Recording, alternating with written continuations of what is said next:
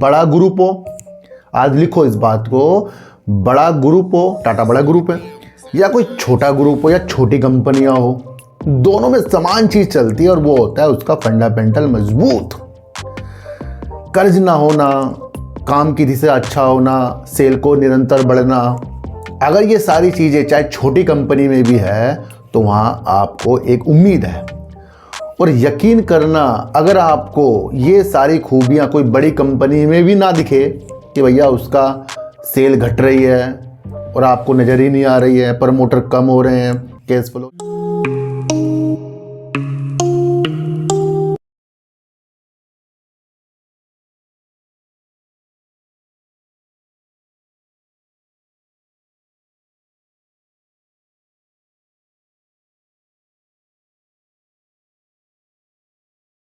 नमस्कार, मैं स्वागत करता हूं आपका अपने ही चैनल पर जिसका नाम है सार्थक बाजार से। आज हम बात करेंगे तेजस नेटवर्क की, क्योंकि 1450 तक के ये शेयर गया था, यहां तक के गया था और गिर गिर के आज शेयर 375 रुपये आ गया है। और क्यों आ गया उसके बारे में अध्ययन करेंगे। किस बड़े खिलाड़ी ने इसके ऊपर अपनी स्टेक बनाई थी, उनको कितना फ़ायदा इससे हुआ होगा वो देखेंगे। क्या प्रमोटर अपनी हिस्सेदारी को कम कर रहे हैं, क्या उसकी सेल है, क्या उसका कैश फ्लो है, क्या उसका रिजर्व है, इन सारी नीतियों को हमें समझना है। देखो सर, बड़ा ग्रुप हो, आज लिखो इस बात को, बड़ा ग्रुप हो, टाटा बड़ा ग्रुप है, या कोई छोटा ग्रुप हो या छोटी कंपनियां हो, दोनों में समान चीज चलती है और वो होता है उसका फंडामेंटल मजबूत। कर्ज ना होना, काम की से अच्छा होना, सेल को निरंतर बढ़ना, अगर ये सारी चीजें चाहे छोटी कंपनी में भी है तो वहां आपको एक उम्मीद है।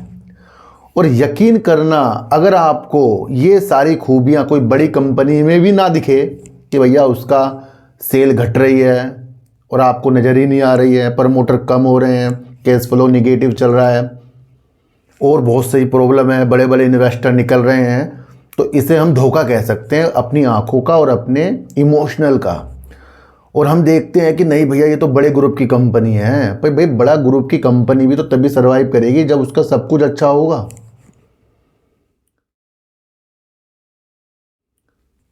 देखो सर, एक चीज को आपको समझना पड़ेगा, बड़े बड़े बिजनेसमैन किसी एक चीज से उनका कोई कमाई नहीं हो रही है तो वो ना उसे हटा के अलग कर देगा, हटा यार अपना आगे बढ़ेंगे। कोई कस्टमर उनको परेशान करा यार वो आगे बढ़ेंगे। पर हम क्या करते हैं, हमें कुछ लगता है किसी ने वीडियो बना दी या बड़े इन्वेस्टर ने कुछ चीज़ें कर ली और हम सोचते हैं हमारे लिए बस यही भगवान हो गया। भैया आपको खुद ब खुद फंडामेंटल चेक करना पड़ेगा। और अगर आप सिर्फ शेयर प्राइस ऊपर है इस पर खो रहे हैं तो आज शेयर 375 रुपये। मैं ये नहीं कह रहा हूँ, मैंने इस पर पहले वीडियो नहीं बनाई है, तो मेरे प्यारे सब्सक्राइबर ने कहा है मैंने इसलिए वीडियो बनाई है, पर इस वीडियो से हम आगे समझ सकते हैं। तो आज हमने क्या समझा, चाहे छोटी कंपनी हो चाहे बड़ी कंपनी हो, उसकी हर एक चीज़ आपको समझ में आनी चाहिए, अच्छी होनी चाहिए, वरना फिर हमें बाद में बहुत धोखे हो जाएंगे। ये आप समझकर चल सकते हैं। देखो सर, मैं आपको एक चीज़ बताऊं, हम क्या कर रहे हैं, हम ना दो बड़े बड़े पैसों वालों के बीच में उलझ रहे हैं। जो छोटे इन्वेस्टर होते हैं, बड़े बड़े जो भी वो अपनी स्थिति को करेंगे, हमें वो नज़र आएगा। ये ध्यान रखना आप कि अगर बड़ा खरीदारी किसी चीज़ में हो रही है, वो शेयर भाग गया ना, तो आपको ये नज़र नहीं आएगा कि उसके अंदर क्या चाल चली गई है। आपको ये नज़र आएगा कि 10 वाला शेयर 20 पहुंच गया है। लिख लो इस बात को। और ये सबसे बड़े हमारे लिए धोखे हो जाएंगे। कमाने के मौके छोटे शेयरों में भी है, बड़े शेयरों में भी है। मैं अब क्या क्या आपको बताऊं, पर आपकी सिचुएशंस उस चीज़ को कमाने नहीं देती, वो लालच आपके दिमाग में भर देती है। इजी माई ट्रिप में जब मैंने अभी वीडियो हाल ही में बनाई थी, मैंने कहा था ये एक आधा इसके अंदर उछाल आ सकते हैं, और वो आ गए। फिर क्या हुआ, फिर से धीरे धीरे धीरे धीरे नीचे। पीसी ज्वेलर ने बोनस दे दिए, स्प्लिट दे दिए, कुछ चीज़ें अच्छी हो गई।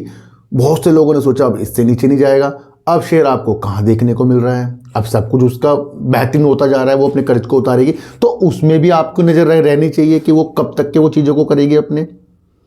पर हम उलझ के रह रहे नहीं, हमें तो आज ही इसको ऊपर देखना है, आज ही इसको नीचे देख, हम इस चीज़ में उलझ कर रह गए हैं। पर क्या हुआ, अब उसमें भी टेंशन। बीसीजी से क्या हम सबक ले रह गए हैं, विकास लाइफ केयर से क्या हमने सबक ले लिया है, या हमने जीटीएल इंफ्रा से 2 रुपये के शेयर से क्या सबक ले लिया है? क्या वोडाफोन आइडिया किसी के कहने से 15 जाएगा या 20 जाएगा या 10 आएगा या 6 आएगा? इससे हमने क्या सबक ले लिया है?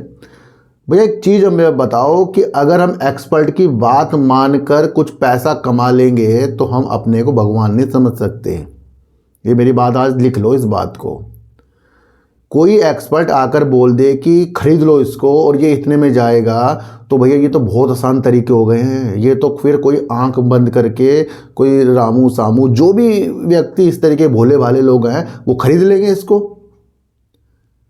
भाई अगर सीटी ने, मैं आप एक चीज़ बता रहा हूँ आज आपको कि वोडाफोन आइडिया के ऊपर 15 के टारगेट दे दिए, अगर इतना कहने से ये शेयर 15 पे मिलेगा, चाहे उसके लिए हमें 1 महीना 2 महीना वेट करना पड़ जाए, तो ये तो बहुत अच्छी बात होगी हमारे लिए। पर ऐसा कभी आपको देखने को मिला है? अभी मैं एक बड़े चैनल की रील देख रहा था, जिस वक्त वो शेयर बताया था आज से 1-1.5 साल पहले वो शेयर 600 करीब था। आज उसकी स्थिति 190 रुपये में है। अब हम बड़े बड़े इन्वेस्टर को या बड़े बड़े एनालाइज करने वाले टीवी वाले को क्या समझ लें, और उनकी वीडियो में इतने कमेंट लिख के थे, आपने हमें फंसा दिया। तो अगर एक्सपर्ट की चीज़ों से टारगेट पूरे हो रहे हैं तो यकीनन घर में बैठा हुआ शंभू भी अमीर हो जाएगा। भैया अगर किसी ने किसी चीज़ के टारगेट 150 दे दिए और वो 150 पहुंच गए, फिर उसने 20 दे दिए, फिर कुछ 20 हो गया, किसी ने 30 दे दिए 30 हो गया, किसी ने 50 दे दिए 50 हो गया, तो करना क्या है? ये तो आसान काम है। हमने खरीदा, 20 होगा बेच देंगे, 50 होगा बेच देंगे, 40 होगा बेच देंगे, तो क्या होगा? ये तो बिन काम के हम अमीर बन रहे हैं। हमें अपना माइंड चलाना पड़ेगा। ये टारगेट आते रहेंगे भैया, हमें गुमराह करते रहेंगे, ये एक्सपर्ट हमें बनाते रहेंगे और हम बनते रहेंगे। मैं आपको एक रियल चीज़ बता रहा हूँ।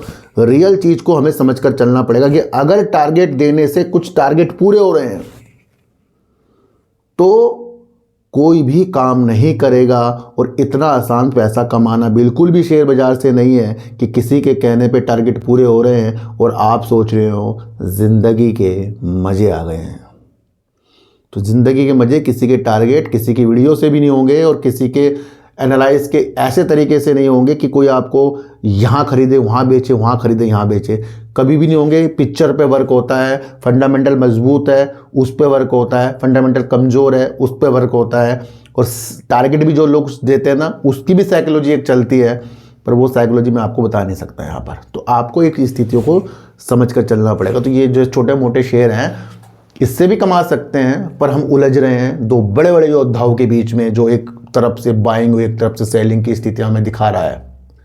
हम सोच रहे हैं हमारे हिसाब से चल गया जी ये शेयर बिल्कुल भी नहीं। भोले इन्वेस्टर हैं हम, और ये आपको समझ कर चलना पड़ेगा। अब भोले से हमें एक्सपर्ट बनना पड़ेगा, और ये जो टारगेट टुरगेट देते हैं इनकी विधियों को भी समझना पड़ेगा और अपनी स्थिति को आगे करना पड़ेगा। कोई भी किसी को अमीर। तेजस नेटवर्क, देखो सबसे पहले तेजस से पहले देखें आज बाजार के रुख क्यों बदल गए। आज भी आपको बाजार के रुख अच्छे देखने को मिल सकते थे, पर अचानक से एक न्यूज़ निकल कर आई जहां पर ईरान के साथ जो भी समझौते कोई भी देश करेगा, व्यापार करेगा, उसके ऊपर तत्काल से 25% का टैरिफ लग जाएगा। अब इसके ऊपर उन्होंने किसी भी देश का नाम नहीं लिया कि भाई इंडिया का नाम हो जाए, इसका नाम हो जाए, उसका नाम हो जाए, पर ईरान से जो भी संबंध इस तरीके से व्यापार में करेगा, तो देखो डोनाल्ड ट्रम्प एक तरीके का हमारे लिए ऐसे विषय हो गए कि भैया जब मर्जी बाजार को घेर सकते हैं। कल भी नीतियां अलग थी 500% वाली, आज ये ईरान वाली आ गई, कल को पता नहीं क्या निकल कर आ जाएगी। तो सोचने के विषय है। अब ईरान टारगेट पे आ गए हैं, और ईरान से कोई अगर बाजार की स्थिति को देखे तो उसके ऊपर 25% का ये टैरिफ लगने की अतिरिक्त स्थितियां हो जाएंगी। तो ये भी एक टेंशन का विषय है जो बाजार को घेर कर चलेगा। और मैं आपको कहा ना, ये स्थायी नहीं होते, ये स्थायी होते हैं जहाँ वो अपना काम करके चले जाते हैं। तो आपको ये भी समझ कर चलना। अच्छा, ये उस वक्त चीज़ें हो रही हैं जब एक अमेरिका कोर्ट से एक स्थितियाँ पैदा होने वाली है जहाँ पर ये चीज़ का फैसला होना है कि जो भी मनचाहा टैरिफ लगाने की स्थितियां डोनाल्ड ट्रंप कर रहे हैं कि वो सही है या नहीं है। इसके ऊपर जो अगली तारीख है ना, वो बुधवार की है। तो अब आपको इस न्यूज़ पर भी ध्यान रखना पड़ेगा, ये कल की वो स्थितियां हैं। और उससे पहले ये टैरिफ की स्थितियां इन्होंने बता दी, ईरान वाली। तो ये बाजार की नीतियाँ हैं। अच्छा, ये ना होना, मैं आपको फिर कह रहा हूँ, मज़ा नहीं आएगा ज़िंदगी में। मजा ही नहीं आएगा ना बाजार में भैया, स्मूथली चीज़ें चल रही है और बीच में झटका ना लगे, तो फिर उस बात का क्या विशेष होता है।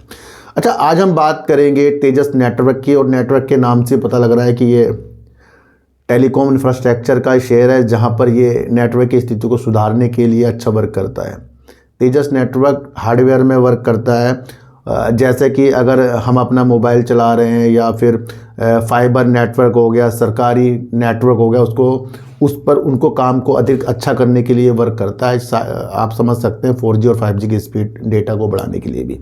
तो कहीं ना कहीं ये कंपनी जो है टेलीकॉम की स्थिति को सुधारने के लिए, नेटवर्क की स्थिति को सुधारने के लिए अच्छा वर्क करती है, और इसका प्रमुख जो ग्राहक है वो है BSNL। वैसे BSNL भी इसका ग्राहक है, जहां भारत नेट के लिए वर्क कर रहा है, और अन्य भी 4G के विस्तार के लिए भी BSNL के लिए भी ये वर्क कर रहा है। लेकिन वोडाफोन आइडिया भी इसका कस्टमर है, जियो भी इसका कस्टमर है, और आपका एयरटेल भी इसका कस्टमर है। यानी कि तेजस नेटवर्क एक टाटा की जो एक कंपनी है, उसके जो कस्टमर है अच्छे खासे इसके पास हैं। लेकिन मौजूदा स्थितियाँ ये देखने को मिल रही है कि जहाँ इसकी सेल 2500 करोड़ से ऊपर चल रही थी, अब इसकी सेल जो 300 करोड़ रुपए में आ गई। तो ये एक सोचने का विषय है कि जब इतना काम कंपनी के पास है, तो अब इसकी जो साल दर साल सेल इतनी ज़्यादा कम क्यों हुई। बस वही चीज़ इस शेयर को तोड़कर चली गई है, यानी कि फंडामेंटल कमज़ोर हो रहा है। देखो सर, इस कंपनी से सबसे ज़्यादा फायदा कौन से इन्वेस्टर उठाकर गए हैं, वो है विजय केडिया साहब। विजय केडिया साहब ने धीरे धीरे इस कंपनी के अंदर अपनी होल्डिंग बनाई, करीब 40 से 50 रुपए शेयर के हिसाब से।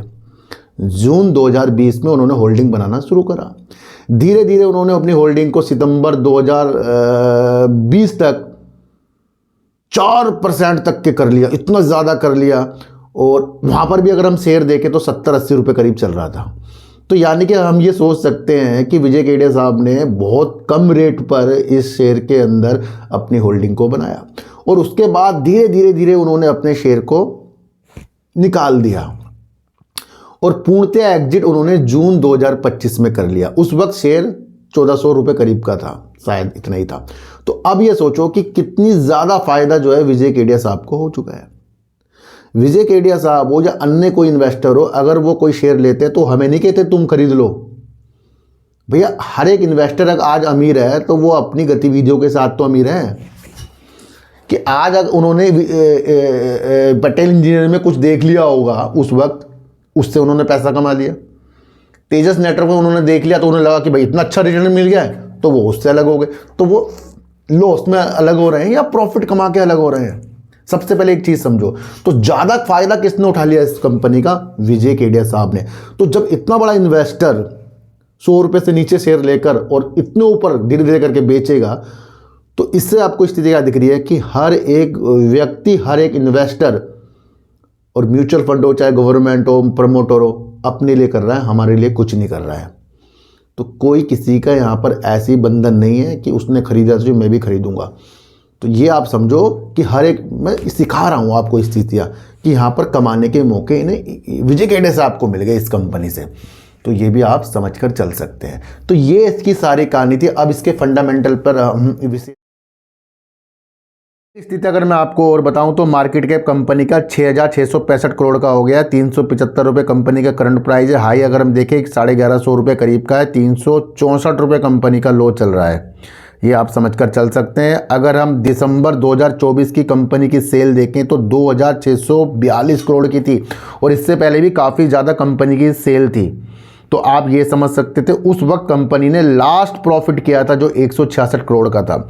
अब हमें यहाँ से समझने के मौके भी मिल रहे थे, क्योंकि मार्च 2025 में 1900 करोड़ की सेल हुई, फिर 72 करोड़ का लॉस हुआ। फिर अगर हम जून में देखें तो कंपनी अपने एक्सपेंस को भी कम कर रही थी, और धीरे धीरे कंपनी की जो सेल है वो भी कम होती गई, यानी कि कंपनी की स्थिति हमें डमाडोल देखने को मिल रही है। जून 2025 में कंपनी की जो सेल थी 202 करोड़ की थी, 194 करोड़ का कंपनी ने लॉस कर दिया था। सितंबर 2025 में कंपनी ने 262 करोड़ की सेल कर दी थी, और करीब करीब 307 करोड़ का कंपनी ने लॉस कर दिया था। और यहाँ पर अगर हम क्वार्टर 3 की स्थितियाँ देखें दिसंबर 2025 में, जहाँ कंपनी के शेयर के अंदर अब जो स्थितियाँ हैं 375 रुपये करीब की है, तो करीब करीब 307 करोड़ रुपए कंपनी की सेल हुई, जो 197 करोड़ कंपनी का लॉस था, यानी कि पिछले बार से कंपनी ने ज़्यादा सेल की है। लेकिन अगर आप दिसंबर 2024 देखें तो 2642 करोड़। जैसे एक कारण ये हो गया कंपनी का कि कंपनी की सेल जो है काफ़ी कम है, ये आप समझकर चल सकते हैं। और बड़े इन्वेस्टर विजय केडिया साहब इससे पहले ही अलग हो चुके थे। तो आप यहाँ अपनी स्थितियाँ भी समझकर चल सकते हैं कि कंपनी के अंदर जो गिरावट है किसी के गिरने से नहीं है, बल्कि कंपनी का फंडामेंटल आपको यहाँ कमज़ोर दिख रहा है। इसलिए किसी की भी बातों में विश्वास नहीं करना है, फंडामेंटल को चेक करना। अच्छा, कंपनी कह रही है कि BSNL के लिए जो वो काम कर रही है उसका जो ऑर्डर है वो भी लंबित है, उसमेमें भी देरी हो रही है। तो एक कारण ये भी है थोड़ी सी सेल का कम होना। तीसरी बात अगर हम देखें तो रिजर्व कंपनी के अंदर जो है 3141 करोड़ का है जो कम हो रहा है। उधार कंपनी के अंदर बढ़ रहा है जो 4296 करोड़ का है, ये आप समझ सकते हैं। कैश फ्लो अगर आप देखेंगे आपको उधार लेते हुए कंपनी देखने को मिल रही है, निगेटिव चल रहा है। और मार्च 2023 से ही कंपनी की स्थितियाँ ये हो गई थी कि कंपनी के अंदर से जो प्रमोटर है 56.37% करीब, वो धीरे धीरे, देखो एक भी ऐसा क्वार्टर नहीं गया है मार्च 2023 के बाद का जहां प्रमोटर ने अपनी होल्डिंग को कम नहीं किया हो, और कम हर एक क्वार्टर में हो रही है। और सितंबर 2025 में 53.66% प्रमोटर हो गए हैं। एक आपको ये भी चीज़ समझनी थी, FIs कंपनी के अंदर जो है 6.24% है, DIs कंपनी के अंदर 4.79% है, और पब्लिक कंपनी के अंदर आपको देखने को मिल रही है 34.92%, जो मुझे लगता है काफ़ी ऊपर के रेट पर लेकर बैठी होगी, क्योंकि इसके अंदर जो भी उछाल आए हैं वो 21-22 के बाद ही आए हैं फिर। और जून 2025 तक कंपनी का शेयर कितने ऊपर था। यहाँ से आपको स्थिति देखने की, क्या कंपनी अब बिल्कुल बेकार हो गई है? तो ये भी हमारे लिए कहना एक मुश्किल होगा। क्यों? क्योंकि ये उस चीज़ के लिए वर्क कर रहा है जो है फ्यूचर। अब आपको एक साइकोलॉजी बताता हूँ। दूसरी, यहाँ पर आप समझ सकते हैं कि कंपनी के अंदर कब हमें अच्छी चीज़ स्थितियाँ देखनी चाहिए, क्योंकि देखो कंपनी की सेल कम हुई तो कंपनी का आपको शेयर प्राइस नीचे देखने को मिल गया। अब कंपनी की शेयर धीरे धीरे बढ़ेगी, तो ये एक स्थिति के साथ इतने ऊपर तो नहीं जा सकता, पर हाँ एक स्थिति के साथ संभल सकता है ये, क्योंकि जिस चीज़ के लिए वर्क कर रहा है वो मैं आपको फिर कह रहा हूँ वो एक ज़रूरत है दूसरी कंपनियों के लिए। तो यहाँ से अब आपको इसके सेल पर, इसके कैश फ्लो पर, इसके रिजर्व पर और शेयर होल्डिंग पैटर्न पर ध्यान देना है। तो यहाँ पब्लिक ज़्यादा हो रही है, थोड़ा सा ये विषय थोड़ा संकट का हमें देखने को मिल रहा है। और संकट का सबसे ज़्यादा विषय है सेल का बहुत ज़्यादा साल दर साल कम होना। तो ये वो सारी स्थितियाँ थी मेरे प्यारे सब्सक्राइबर। देखो सर, मैंने कहीं भी आपको ये नहीं कहा है कि ये खराब है या बेकार है, मैं आपको वो समझा रहा हूँ जो हमारे सामने है, इसी से आपको आंकलन करना चाहिए। अब विजय केडिया साहब इससे अलग हुए तो वो लॉस में नहीं हुए, प्रॉफिट में हुए। तो हर एक इन्वेस्टर अपने लिए वर्क करता है।